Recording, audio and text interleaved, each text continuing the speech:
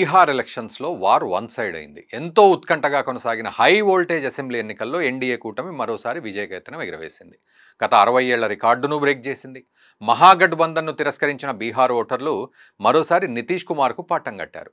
ఒకవైపు వివాదాస్పద ఓటు చోరీ వ్యవహారం, మరోవైపు కుల రాజకీయాలు, ఎన్నికల వ్యూహకర్త ప్రశాంత్ కిషోర్ ఫ్యాక్టరు, వీటన్నింటి మధ్య సాగిన ఈ పోరులో చివరికి ఎన్డీఏ కూటమి గెలుపొందింది. 15 ఏళ్ల ఆర్జేడీ జంగిల్ రాజ్ నుంచి రాష్ట్రం అభివృద్ధి పదంలోకి అడుగు పెడుతోంది. ఆ విజయానికి గల కారణాలు ఏమిటో ఒక్కొక్కటిగా మనం చూద్దాం.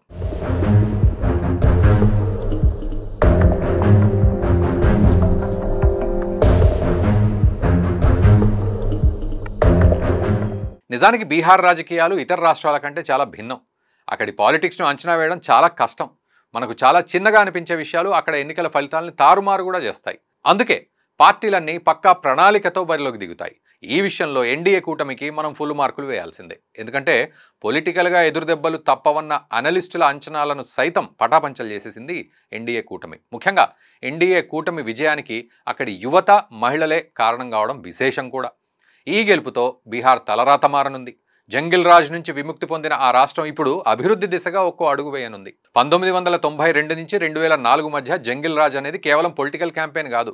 ఆ కాలంలో నేరాలు, ఘోరాలు ఎన్నో జరిగాయి. విద్యా, ఉపాధికి ఎలాంటి ప్రాధాన్యత ఉండేది కాదు.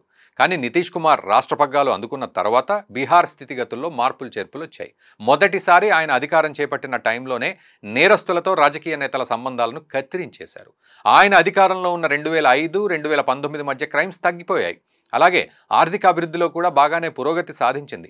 ఈ క్రమంలోనే ప్రజెంట్ దేశంలో వేగంగా అభివృద్ధి చెందుతున్న ఆర్థిక వ్యవస్థలో ఒకటిగా నిలుస్తోంది బీహార్. అందుకే కాంగ్రెస్ తెరపైకి తెచ్చిన ఓట్ చోరీ ఆరోపణలు కానీ, ఇంటింటికి ప్రభుత్వ ఉద్యోగం అన్న హామీని కానీ నమ్మలేదు. నెలవారీ సంక్షేమ పథకాలు ఇస్తామన్న అక్కడి మహిళలు లొంగలేదు కూడా. ఇవన్నీ ఉత్తుత్తి హామీలుగా పక్కన పెట్టేశారు. ఉచిత పథకాలకు అసలు స్పందించనేలేదు. ఎందుకంటే ప్రధాని మోదీ చరిష్మా, నితీష్ కుమార్ నిజాయితీకి బీహారీలు తలొగ్గారు. ఫలితంగా ఎన్డీఏ కూటమికి పట్టం కట్టారు. అయితే దీనిపై ఓటమి పాలైన ప్రతిపక్షం ఎన్ని కారణాలైనా చెప్పొచ్చు. ప్రజా తీర్పును సైతం అంగీకరించకపోవచ్చు, కానీ ఇది ప్రజా తీర్పే. బీహార్ అసెంబ్లీ ఎన్నికల్లో రికార్డు స్థాయిలో ఓటింగ్ జరగడానికి ముఖ్య కారణం అక్కడి మహిళలు అని చెబితే నమ్ముతారా ఎవరైనా? కానీ ఇది నిజం. గతంలో ఎన్నడూ లేని విధంగా బీహార్ మహిళా ఓటర్లు ఎన్డీఏ కూటమికి అధికారాన్ని అప్పచెప్పారు. మహిళల అభివృద్ధి, వారి జీవన విధానంలో మార్పు కోసం గత కొన్నేళ్లుగా నితీష్ కుమార్ ప్రభుత్వం ఎన్నో పథకాలు అమలు చేస్తోంది.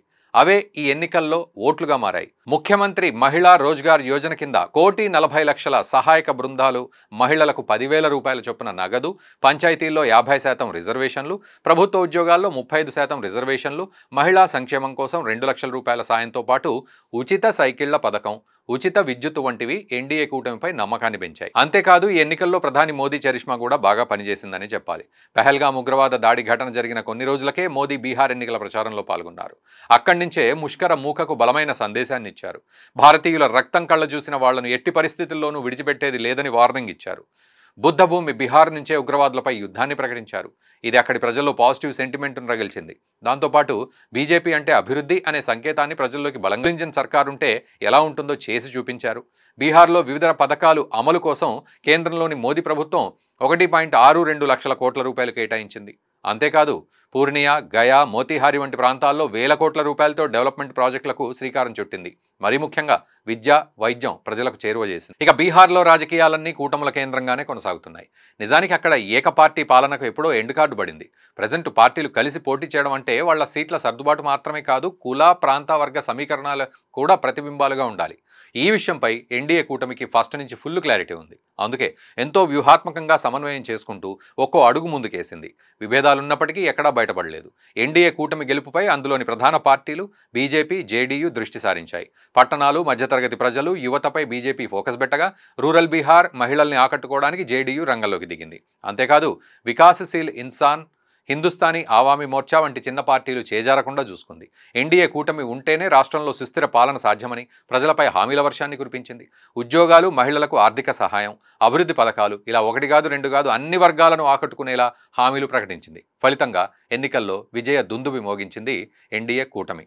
విపక్షాలు ఎంత బురద జల్లినా 2 దశాబ్దాలుగా అధికారంలో ఉన్న నితీష్ పాలనపై ప్రజల్లో ఎలాంటి వ్యతిరేకత అయితే లేదు. అందుకే బీహార్ ఎన్డీఏ వశమైంది. మొత్తంగా గత ఎన్నికలతో పోలిస్తే ఈసారి ఎన్డీఏ కూటమి భారీ విజయాన్ని అందుకుంది. ఇందులో ప్రధాన పాత్ర మహిళా ఓటర్లతో పాటు యూత్దే కావడం విశేషం. బీహార్ రాజకీయాల్లో ఎన్డీఏ కూటమి మరోసారి కాలర్ ఎగరేసిందంటే వాళ్ళు కింగ్ మేకర్స్గా నిలవడమే కారణం. ఈ వీడియోపై మీ అభిప్రాయాన్ని కామెంట్ రూపంలో తెలియజేయండి.